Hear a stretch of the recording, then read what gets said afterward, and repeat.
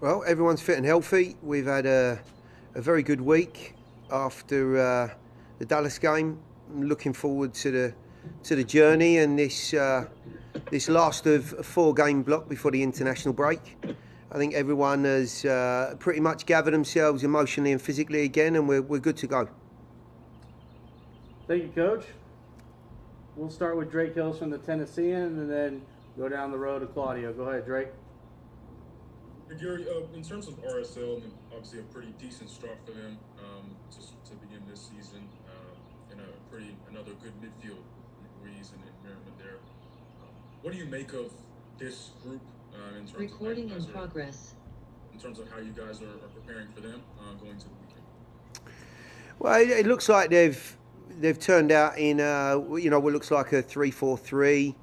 I have to presume that's their foundational shape after these first 3 games, although they are missing some bodies and there is the ability to change that up. So whatever the turnout is from Salt Lake, we'll be ready for it.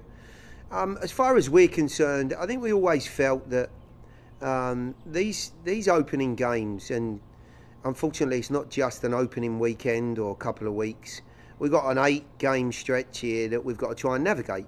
I think we all felt that there were going to be some tough weekends like last weekend. This time of year, everyone can be champions, everyone can win their conference, and everyone's looking to try and get one over you in their opening and early home games. So there was always going to be some tough encounters. There was always going to be some wrinkles to iron out. But what I'm most pleased about, the guys have stayed fit, have stayed healthy. In certainly not our best performance at the weekend. We were in the game for a long period of time. And if you look at the goals that we've conceded, I think we can count ourselves pretty unfortunate. 2 deflected goals and a penalty that I think we can be questioning for the foreseeable future.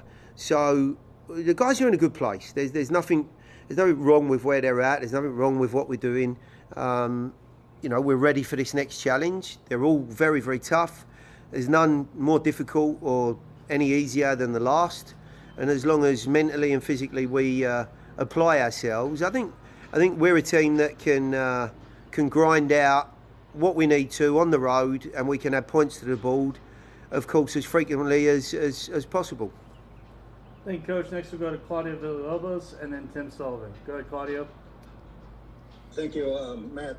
Gary, besides what you stated very well right now, and after the game in Dallas, the lacking of the team in certain aspects. The fact of the matter is that Nashville in both games, in Minnesota and Dallas, stayed on the game pretty much, especially in Minnesota.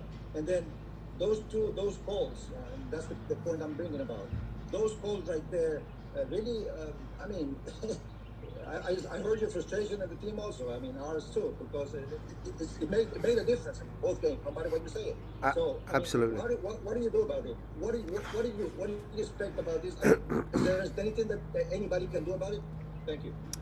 Well, look, if we go over those 2 calls, the competitions committee came back to us on the Hanny situation and had said in hindsight there was contact and it would have been a penalty under normal circumstances.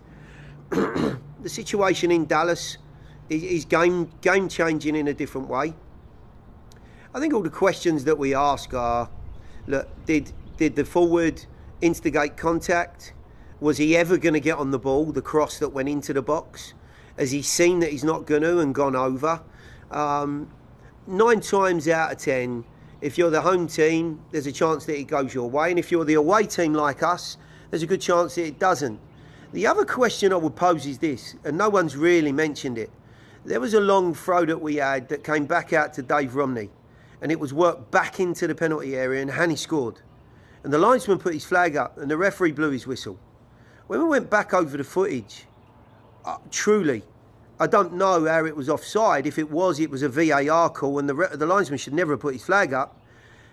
And it's these little situations in really, really tight away games that are going to be as influential as the way we play. We could have been, far better in possession. we could have created 3 or 4 more opportunities and still lost the game because we've come the wrong side of some calls. So I'm a firm believer that over time you get your just desserts. I would like to think that VAR, given the way the game's gone, will get it right more times than not. And we have to put our faith in that. There is nothing else I or anyone else can do. We can only either put ourselves in a position to try and earn them, or hope that when other teams are on top, that the referee doesn't, buy any silly decisions or any, situations that can change the course of events for us. That's all we can ask. Thank you, Coach. We'll go to Tim Sullivan, then Ben Wright. Go ahead, Tim. Gary, you've known Pablo for a really long time. How have you seen him grow as a coach in his couple of head coaching appointments? And do you see any of yourself and your former captain, Mr. Evans? No, Pablo's very much his own man. There's no doubt about that. I thought he was exceptionally unfortunate to lose his job in Colorado as a young coach. I think the year before he was dismissed, I think they lost out on the Shield on the last day of the season, if I'm not mistaken. So there wasn't an awful lot of patience there with a young man who had won a championship, in fact, the only championship that club's ever won, and the captain of that organisation, given so much time and effort and loyalty to that place. I was really surprised at that, or maybe not. But I think the opportunity that Pablo has found himself in Salt Lake out of some strange circumstances, and I know that, having spoken to him, he went there purely to get himself back in the thick of things, and was very much supportive of Freddie, who was there, of course, before him. But things change, and the opportunity that he's got there, of none of his own making, has put him in a really nice position. And guess what? He's done a fabulous job for him. Takes him on a wonderful run towards the end of the season, into the playoffs, and a deep run in the playoffs. And they've started off in really good form, with 2 or 3 what we would class as first choice players possibly out of the group. So look, I mean, I can't think of anyone that I've been around in this country, in MLS, that I have more affinity to.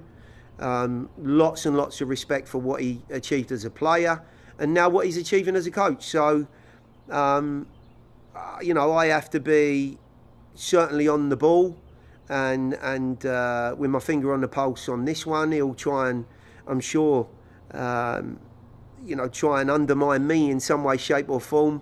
But the reality is those 11 players that go out on the field for both of us are going to be the ones that do the job. Thank you, Coach. We'll go back to Ben Wright. Go ahead, Ben. Yeah, Gary, obviously we saw Dax come off last week. Could you give just an update on him? And then also Robert Castellanos, it looks like got hurt pretty early with Tampa Bay and potentially may need surgery. Could you just give an update on both those guys? Dax is fine. He's been training for the majority of the week. It turns out more of a nerve, dead leg type scenario that caused some major discomfort on the day, but the medical department have been able to release some of the the muscular sort of pressure and constriction round his knee, and he's good. So there won't be a problem there. Sadly, I can't say the same for Robert. He fractured his ankle, had surgery yesterday, and the likelihood is he'll be out a good 12 weeks or more. Thank you, Coach. Go back to Claudio Villalobos. Go ahead, Claudio. Gary, I'm curious about how much of the you said that some of the players were technically underperforming during the last game. How much of that, if any, had to do with wear? I mean, there was something about tiredness on the guys. So how did you actually figure that out after the game? Yeah, there's lots of things that we're trying to monitor and certainly post game trying to implement that will help the guys recover and deal with the stresses of these away games, I can't help but think that type of fatigue is not setting in at this point. However, the challenges of being on the plane back to back, I think the challenges of playing in different environments. If you think, Seattle was a turf field. We played on a very heavy surface in Minnesota because of all the rain. And the field in Dallas was completely different to both of those. So we're having to adapt every week. We're having to go into the Lions' Den, as it were, and play in front of constant away fans and crowds that for sure are getting behind their team. They want to see them win and do well. And I just think on the day, the pictures, the fluidity in the game, our ability to control certain periods were nowhere near as fulfilling as they had been in the previous two games. We have to give a lot of credit to Dallas. They came out of the traps on the front foot and made life difficult. I certainly feel as though there were moments we would have and should have been able to navigate better, but on the day we didn't. And on those difficult in those difficult moments, I think what you're seeing out of our guys is what you've seen constantly, which is they appreciate and realise that things are not going their way, and they knuckle down, they roll their sleeves up, and they make life difficult.